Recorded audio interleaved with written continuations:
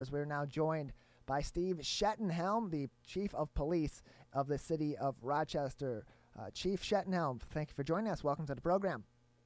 Good morning. Enjoy being here. Yeah, how are you? How are your officers? We're doing well. We've been, holding our own here. We have not had anyone that's been infected by the virus. Certainly taking a lot of precautions to make sure that that continues to be that way, but we're doing very well. Thank you. A very interesting background today on your Zoom. Is that in Rochester? Where in Rochester is that, maybe? That's our downtown. We had some folks that came in and took some pictures of. They have a unique way with lighting and with our police cars. So those red and blue lights are from our police cars and kind of shows the light zooming down through our beautiful downtown. It's very nice. And for those of you listening on the radio, I highly suggest going to civiccentertv.com later today. You can watch this interview with Steve Schettenhelm, Chief of Police in the City of Rochester, and see that beautiful picture as his background behind him. So we have a holiday weekend ahead of us. Are you expecting more people to be out and about in the City of Rochester? And how maybe is your team preparing for that given the circumstances of COVID-19? Well, I think we've had some good weather, and that is always nice to see and gets people out and about. So we expect our parks to be pretty active, and our officers will be out as well. Trying to make sure that people can enjoy a safe and pleasurable weekend here. Those that stay home and stay safe. In terms of the parks, we talked to Jennifer Tucker from West Bloomfield Parks earlier. She mentioned a lot of the facilities on the parks, such as the playgrounds, some of the sports courts. Definitely, the buildings are not in operation right now. They're closed. People are not permitted to be on them or inside of them. If people are going to the parks and have family of 10 people or more, a couple families congregating together and they're playing on the playground, what is the police in Rochester doing in this case to prevent that or to enforce the rules that are in place, and particularly in parks and other public areas as people go back out? So our playground equipment and basketball courts are kind of roped off, so it makes access to those difficult, with the idea of making sure that we enforce the rule that playground equipment in Oakland County is not to be used, and to also help with promoting the social distancing so that we don't have that close contact. We really don't have, if you think about it, a way to sanitize and clean an active playground. So it eliminates that as being a concern for our young people for sure. We still have a lot of people that enjoy the park, walking and spreading out. And we've seen a very great voluntary compliance among most people that enjoy the park. They stay separate, stay within their unit of folks that share the same house. So regardless of how many, if you share the same home, you're able to stay together, regardless of the 6-foot distance. But I think overall people have been very respectful of the social distancing, and we certainly appreciate that. It makes it safer, and it certainly makes our job easier as well. It's good to hear that in the City of Rochester that people are following these social distancing guidelines and they're wearing their masks and they're complying. We heard similar good news last week from the City of Keego Harbor, and we've heard from other municipalities and police departments locally that a lot of people in Oakland County are doing their best part to follow these distancing guidelines and to wear their masks, and it's always good to hear that. So as people get back outside and as the weather gets warmer and businesses start to reopen, what assistance is the police department in Rochester providing to local businesses, to recreational areas, and even to individual civilians or families necessarily, to help them prepare for more people being out and about? Well, we've provided, we've had access to some masks and things of that nature. So we've help particularly our seniors with access to that kind of equipment, if you will, so that they can help keep them safe.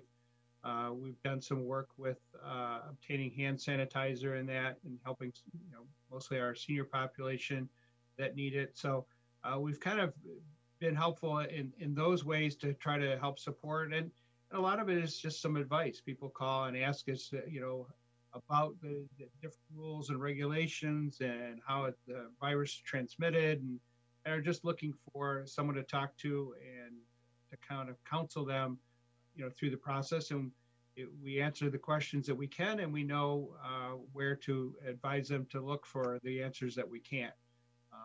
We've also been working with our Downtown Development Authority, also again on the side of safety, and providing them with some equipment, and also facilitating them to resources so that they can help our businesses, because we're, as with the most recent governor's order, we're trying to get closer and closer and closer to them being able to restore to full business operations, and we want them to be ready to go, and we want it to be safe when that day comes.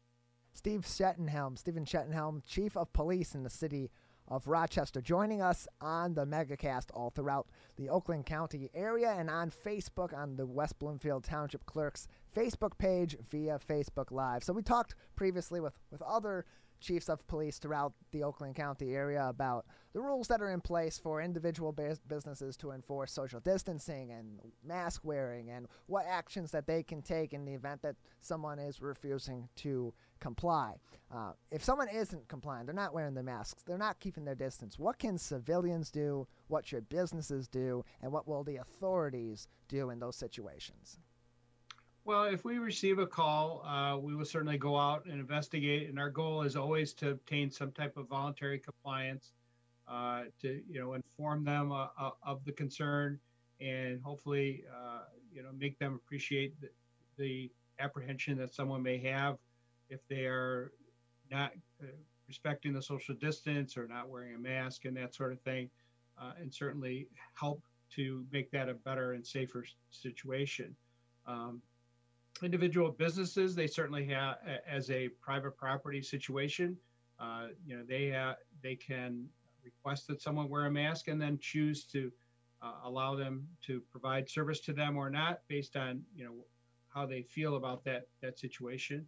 Some businesses may have a supply of masks. I know that I've heard of places where come on in, it's $1, here's a mask, and we'll keep everybody safe.